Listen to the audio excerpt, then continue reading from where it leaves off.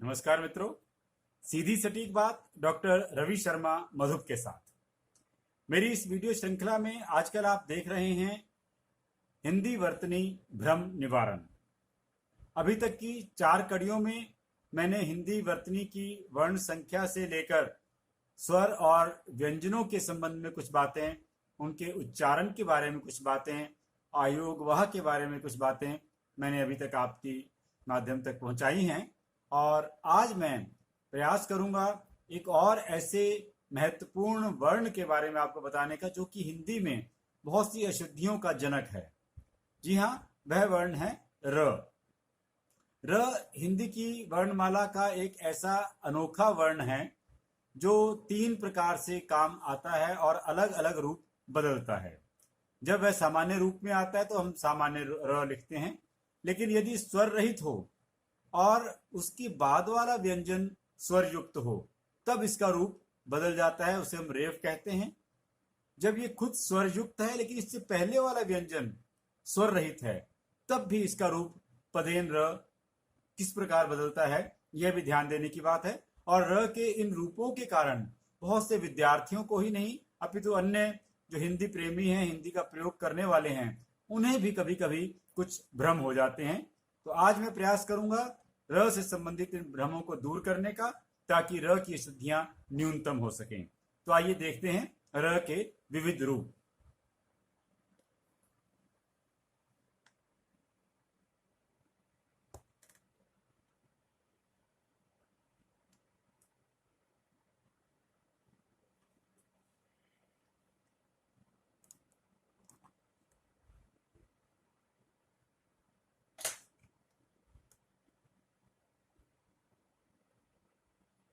ये थे र के विविध रूप। देखिए, ये र का सामान्य रूप है, जैसा हम वर्णमाला में र को लिखते हैं, और ये किसी भी शब्द में कहीं भी प्रयोग होता है, मध्य में भी, कहीं प्रारंभ में भी, कभी अंत में भी। यहाँ एक शब्द मैंने लिए करम करम, और इसको स्पष्ट करने के लिए विद्यार्थियों के संदर्भ में विशेष रूप से मैंने इसको सरल बनाने के लिए प्रयास किया है कि इस क में क अ है, अ का स्वर का सामान्य रूप सभी व्यंजनों में समाहित होता है, इसकी अलग से मात्रा नहीं होती।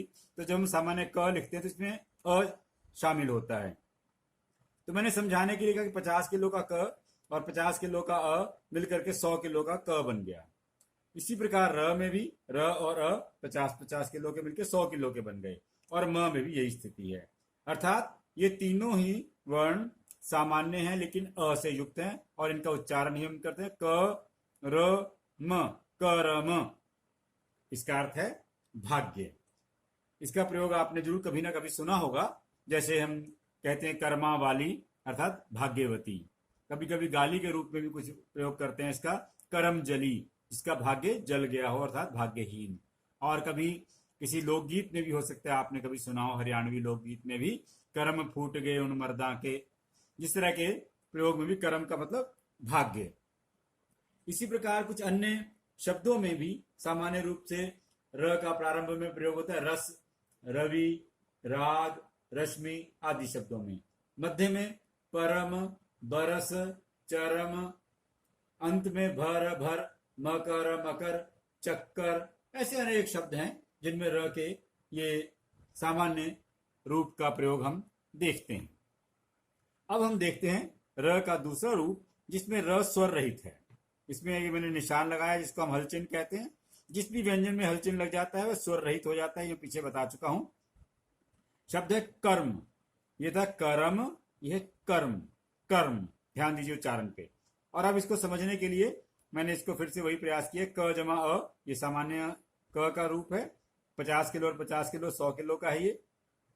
र पे ध्यान दीजिए, र में हलचिन्ह लगा है अर्थात इसमें अ नहीं है, यानी कि र 50 किलो का है। और म में ध्यान दीजिए, अ है और 50 और 50 100 किलो का है। और ये म के ऊपर ये जो इस तरह का निशान बनाया है गोल सा, यही है र का स्वर रहित रूप, जिसको हम कहते हैं रेफ। रेफ के बारे में 3 बातें आपको मैं बताऊंगा, उनको आप नोट कर लें, ध्यान से समझ लीजिए, क्योंकि ये बहुत सी अशुद्धियां इस रेफ के कारण होती हैं। र के इस रूप के बारे में 3 बातें ध्यान दीजिए।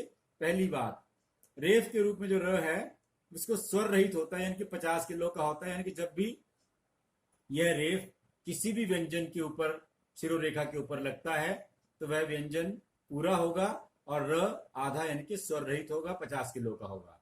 अब यहां आप देख रहे हैं म 100 किलो का है और उसने 50 किलो के इस र को अपने सिर पर उठा रखा है और अहंकारी है। जब भी कोई अहंकारी होता है तो वह दूसरे के सिर पर जाकर चढ़ जाता है, मैं करता है। तो इसलिए जब उच्चारण की बात आई तो इस र ने कहा कि म से पहले मैं उच्चारण, मेरा उच्चारण होना चाहिए। इसलिए क र म, तो र में अ नहीं थे, हम र से म पे तुरंत पहुंच जाते हैं। कर्म, कर्म। और शब्द देख सकते हैं, कार्य, धर्म, वर्षा, पर्व, कर्क, खर्च, सूर्य। इन सभी में र स्वर रहित है। इस स्वर रहित र को हमने कहा रेफ। तो रेफ के बारे में 3 बातें आपने जानी। अब आइए र के तीसरे रूप के बारे में। यहां ध्यान दीजिए, क्र, ये क स्वर रहित और र स्वर युक्त, क्र शब्द बन गया क्रम। अब इस क्रम को भी समझने के लिए ध्यान दें, क में हल चिन्ह लगा है, अर्थात इसमें अ नहीं है, यानी क 50 किलो का है। अब ये र में अ जुड़ा हुआ है, 50 और 50 100 किलो का है, और म में भी अ है, 50 और 50 100 किलो का है। ये क्या परिवर्तन हुआ, इसको समझने के लिए मैं आपको एक बात को थोड़ा उदाहरण से सरस बना के समझाने का प्रयास करूंगा। जैसा मैंने बताया कि ये र अहंकारी है, आधा है, और कहा जाता है अधजल गगरी छलकत जाए, थोथा चना बाजे घना। ये र बहुत मैं करता था, अहंकारी है। तो एक बार गुरुजी ने इसको समझाया कि बेटा इतना अहंकार अच्छा नहीं होता, अहंकार त्यागो। पहले भी अतीत में देखो, रावण बहुत अहंकारी था और उसका अहंकार के कारण नाश हो गया। दुर्योधन बहुत अहंकारी था, उसका नाश हो गया। तुम अहंकार त्याग दो, विनम्र बन जाओ, बड़ों के पांव छुओ, उनका आशीर्वाद प्राप्त करो, तो तुम्हारी जो कमी है दूर हो जाएगी। इस र को, जो अहंकारी था, ये बात समझ में आ गई। इसने अपना अहंकार त्याग दिया और यहां सिर से कूद करके नीचे आ गया। ये 100 किलो के म ने 50 किलो के र को उठा रखा है सिर पे। हो सकता है ना, ऐसा 100 किलो का व्यक्ति 50 किलो के किसी चीज को उठा सकता है। तो ये र यहां आया, सामने इसको क दिखाई दिया, तो क के पांव में आकर के बैठ गया, चरण स्पर्श करने के लिए क के पांव में आ गया। और यहां ये गोलाई थी, टेढ़ापन है, वक्रता है, ये इसकी वक्रता दूर हो गई और ये र बिल्कुल सीधा हो गया, दंडवत हो गया, और क के पैर में आ गया। जब हम किसी के पैर छूते हैं, चरण स्पर्श करते हैं, तो वह आशीर्वाद देता है। तो इस क ने इस र को आशीर्वाद दिया और अपना 50 किलो अ इस र को दे दिया, जिसके परिणाम स्वरूप ये र पूरा हो गया 100 किलो का। और क में से 50 किलो निकल गए तो क रह गया 50 किलो का, स्वर रहित। ये हो गया स्वर युक्त। अब जब विनम्र हो गया तो इसने उच्चारण की बात आई तो कहते पहले आपका उच्चारण पहले होगा, तो ये बन गया क्र। ध्यान दीजिए, उच्चारण में क्र, क में अ नहीं है इसलिए कम समय लग रहा है, र में अ है इसलिए पूरा समय लग रहा है। क्र, म सामान्य है 50 और 50 100 किलो का। इस र के बारे में 3 बातें ध्यान दीजिएगा, जैसे हमने अभी रेफ के बारे में समझी थी। इस र के इस रूप को पदेन र कहते हैं। पद मतलब पैर, पैर में बैठा हुआ र। यह र हमेशा स्वर युक्त यानी कि 100 किलो का होता है। जिस वर्ण के पैर में बैठा है वह स्वर रहित यानी 50 किलो का होता है। जैसे यहाँ पे क जो है दिखाई 100 किलो का दे रहा है, 50 किलो का, उसने अपना 50 किलो आशीर्वाद रूप में इस र को दे दिया था। और उच्चारण की बात आती है तो जिस भी व्यंजन के पैर में यह र बैठा है उसका उच्चारण पहले होगा और इस र का उच्चारण बाद में होगा। यहां भी हम देख रहे हैं कि इसका उच्चारण क के बाद हो रहा है और हम कर रहे हैं क्र। इससे बनने वाले कुछ अन्य शब्दों के ऊपर ध्यान दीजिए, ये सभी अन्य व्यंजनों में भी इसी रूप में जुड़ जाता है, और जहां अंतर आता है मैं भी आगे बताऊंगा आपको। ग में जुड़ गया तो बन गया ग्रह, घ में जुड़ गया तो बन गया घ्राण, ज में जुड़ गया तो वज्र, द्र में जुड़ गया तो दृष्टा, प्र में जुड़ गया तो प्रकृति, ब में जुड़ गया तो ब्रह्मा, भ में जुड़ गया तो भ्रम, म में जुड़ गया तो नम्र, स में जुड़ गया तो श्राव, सहस्र जैसे शब्द। अब और शब्दों को देख लीजिए जहां इनका रूप बदल रहा है। श में जब जुड़ता है ये तालव्य श में, तब ये र का रूप तो वही है, लेकिन श का रूप थोड़ा सा ध्यान से देखिए बदल गया। शब्द बन गया श्रम, श्री, श्रीमान, श्रीमती, परिश्रम, सभी में यही रूप होता है श्र का। और जब स में र जुड़ता है तो इसको भी ध्यान से समझ लीजिए, ये बन जाता है स्रोत, ना कि स्त्रोत। स्त्रोत कोई शब्द नहीं होता, ध्यान दीजिए, स्रोत। त्रिशूल त में जुड़ता है तो इस तरह से बन जाता है त्रिशूल। ह में ये अलग लिखा जाना चाहिए, ह के यहाँ पैर में यहाँ जगह नहीं होती पेट में, यहाँ पे लगाने से स्पष्टता नहीं आती, इसलिए बेहतर है कि ह को हम हल चिन्ह से लिखें और उसके बाद रास लिखें। शब्द बन गया ह्रास, ह्रस्व। और जब स में र जुड़ता है, मैंने पहले बताया था, ये बन जाता है सहस्त्र। सहस्त्र कोई शब्द नहीं होता, सहस्त्र का अर्थ है 1000। देहरादून में एक जगह सहस्त्र धारा, यानी कि 1000 धाराएं वहां गिरती हैं। और 100 वर्ष के बाद आते हैं 1000 वर्ष। 1000 को कहते हैं सहस्त्र, वर्ष को कहते हैं अब्द, तो बन जाते हैं सहस्राब्दी। शताब्दी 100 वर्ष, सहस्राब्दी 1000 वर्ष। स्राव, स्राव का मतलब है रिसना, जैसे खून का रिसना, रक्त स्राव, अंग्रेजी में कहते हैं ब्लीडिंग। तो ये स में र है, सत्र नहीं है। सत्र वाले शब्द भी होते हैं, ध्यान दीजिएगा, उससे भ्रम पैदा हो जाता है कभी कभी, जैसे अस्त्र, शस्त्र, स्त्री, स्पष्ट, स्कूल। यहां ध्यान दीजिए, स से प्रारंभ हो रहे हैं। कुछ लोग इनको उच्चारण में ई लगा देते हैं, स्त्री बोलते हैं। यहां स्पष्ट से पहले कुछ लोग अ भी लगा देते हैं भ्रमवश, बोलते मैं आपके सामने स्पष्ट करना चाहता हूं। बहुत हास्यास्पद उदाहरण बन जाता है। इस तरह स्कूल को स्कूल बोल देते हैं कुछ लोग। ये वास्तव में इससे पहले कोई अन्य स्वर नहीं है, लेकिन इसको उच्चारण थोड़ा सजग होकर करना होता है, इसलिए लोग इसमें गलती कर जाते हैं। तो ध्यान दीजिए, शब्द है स्त्री, स्पष्ट, स्कूल। अब आइए र के एक और रूप में, जिसमें आप देख पाएंगे कि अन्य एक व्यंजन है टवर्ग के, जिनमें ये रूप थोड़ा सा भिन्न है।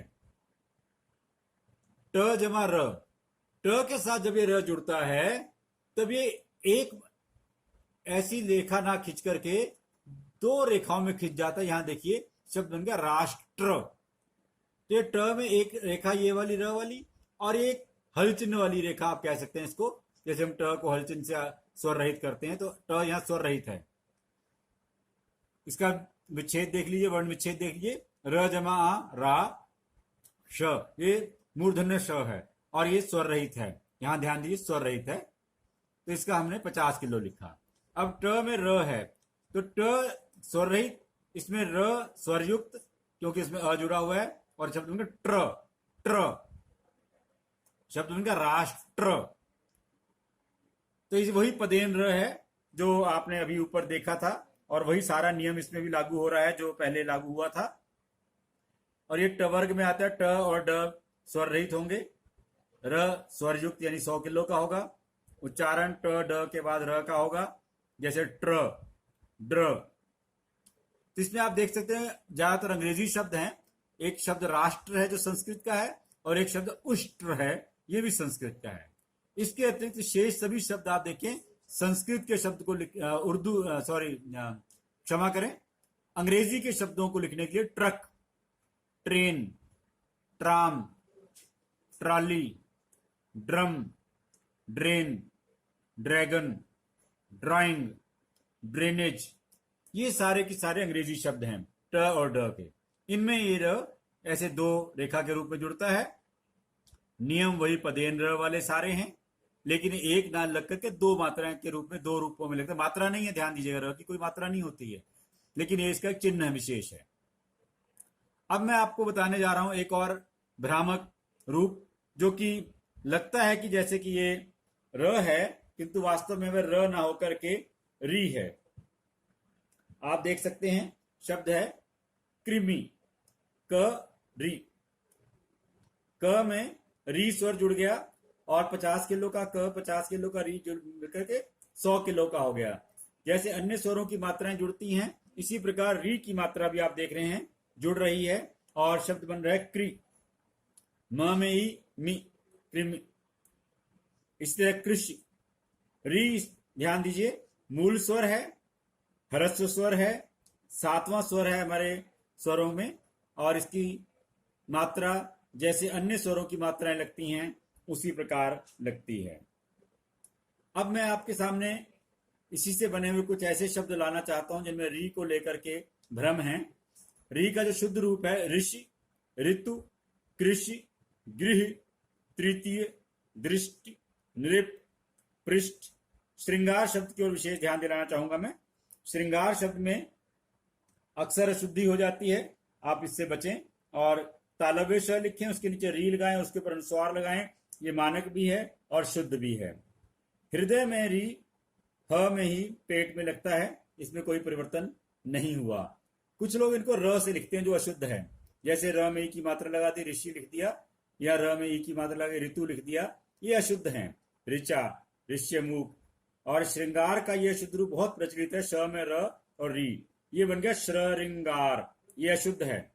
ऐसे श्रृंखला, यह भी अशुद्ध है। दूसरी बात, र में उ और उ की मात्रा के बारे में पहले बता चुका हूं, आज फिर से आपका ध्यान इधर दिलाना चाहता हूं। र में जब उ की मात्रा जुड़ती है तो रु बनता है, रुपया, तरुण, वरुण, पुरुष। इन सभी में र में ह्रस्व उ है। और दीर्घ जब जुड़ता है तो रू हो जाता है, रू, रूप, रूठ, रूपक, रूस, रूम, रूल। इस प्रकार के शब्द हैं जो हिंदी के भी हैं और अंग्रेजी के भी हैं। और इन शब्दों में आप देख सकते हैं कि र में उ की मात्रा किस प्रकार से लगती है। तो मित्रों, ये थे र के विविध रूप, और ये रूप आपको दिखाई दे रहे हैं किस तरह से परेशानी पैदा करते हैं।